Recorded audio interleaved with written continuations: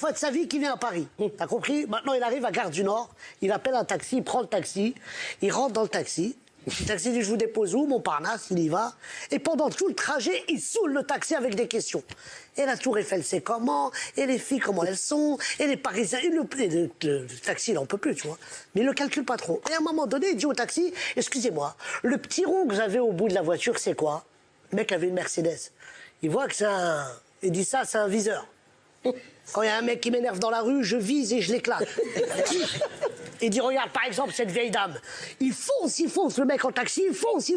Arrive à la vieille dame, il tourne, il entend, pas. Et le mec derrière, dit, heureusement, j'ai ouvert la porte, tu l'aurais raté.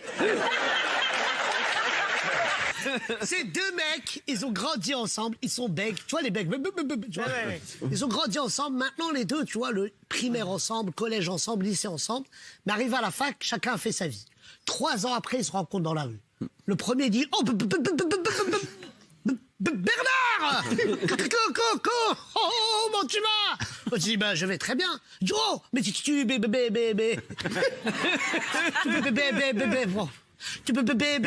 Il dit, non, bah, c'est fini, ça, c'est l'ancien temps. Il dit, mais quand.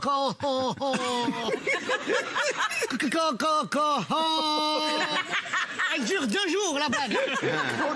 On adore, vas-y. Il dit que tu vas pas relancer la pub, là, c'est bon. T'inquiète. Comment t'as fait? Je raconte, Castaldi, il fait ça. Il dit, ben écoute, j'ai été voir un marabout. Il dit, marabout? C'est pas un docteur que t'as vu? Il dit, non, j'ai été voir un marabout. Tu veux l'adresse? Il dit, bien sûr. Écoute, je te donne l'adresse du marabout et t'y vas. T'inquiète pas, c'est pour moi. Tu viens de ma part. Il dit, mais je peux pas l'appeler. Il dit, mais t'es malade, toi, tu vas l'appeler. Ça a duré 4 heures, t'as pas de forfait. Il dit, d'accord, je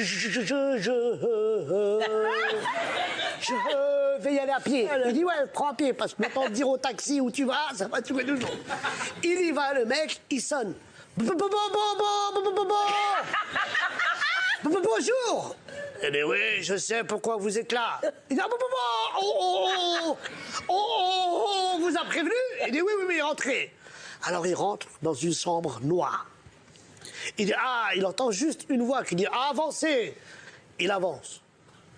Allez dans la 2e pièce. Il dit, mais oh. Mais qui me parle là? Il dit, avancez et déshabillez-vous. Il dit, oh, je peux pas enlever toutes mes affaires, quand même. Il dit, déshabillez-vous. Il se déshabille, bon, il exécute. Il dit, penchez-vous en avant. Il dit, oh, c'est ça sent pas bon, ça.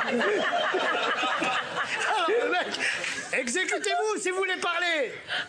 Alors, il se baisse. Un mec, il met un concombre dans le... Il dit, il dit, revenez demain pour la lettre B.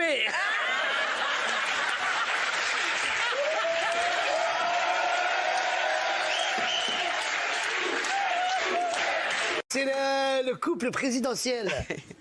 Actuellement? Oui, monsieur Macron, madame Macron, ils sont au Maroc, ils se baladent. Ils ont besoin de souffler un peu. T'as compris l'année qu'ils ont eue, c'était relou. Ouais, c'est vrai. Et ils tombent justement sur un génie. Une lampe, il frotte, le génie il sort, et il dit, vous avez le droit à un vœu. Et d'écouter, mon génie, je suis le président de la République, je vais avoir des problèmes avec cette blague, moi. Je suis président de la République, j'aimerais bien, comme mes parents m'ont toujours parlé de mon arrière-arrière-grand-mère, j'aimerais bien la voir. Elle dit, non, on peut pas faire, je suis un génie, je peux pas faire revivre les morts. Choisis un autre vœu. Il dit, écoutez, j'aimerais que chez moi en France, il n'y ait plus de gilets jaunes, il n'y ait plus de problèmes, que tout le monde y m'aime. Il dit, bon, elle est enterrée où ton arrière-grand-mère?